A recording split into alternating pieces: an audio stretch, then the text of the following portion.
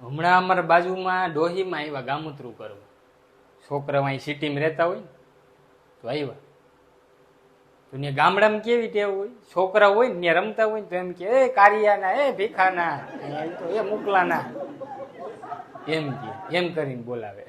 તો એમ કંઈક સીંધું હોય ને દુકાન લેવા જવું હોય અને ત્યાંના છોકરાઓને એ કામ કરવું જ પડે ફરજિયાત. કારણ કે ડોહિયું પછી 5G ટાવર હોય.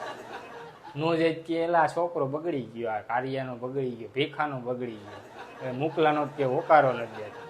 એટલે છોકરાઓને કરવું જ પડે એનું કામ. નકર અણી કાઢ નાખે ત્યાંની ડોહીઓ.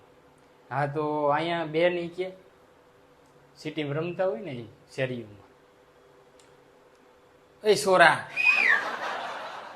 પીવાની સોરા નહીં, સોરા કે એ સોરા અહીંયા લીધો તો ઓલો આવ્યો એ બોલો ને કડી લેતો આવી જાય દુકાનેથી. છોકરો કે કાંઈ વાંધો નહીં, દુકાન વાળા દે છે જે છે એને નથી ખબર. ગયો દુકાન કે કડી આપો. દુકાન વાળો કડી તો એ કે આખા દુકાનમાં ક્યાંય નથી, કે આખા દુકાનમાં ક્યાંય નથી. કડી શું એ છે કે કડી નથી હો ભૂરા. છોકરાને કે ઓલો બાજુની દુકાને ગયો કે કડી આપો તો.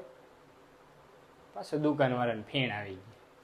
શું હોય છે એ જાવ પૂછતા હો હરખું કે શું હોય કડી એટલે.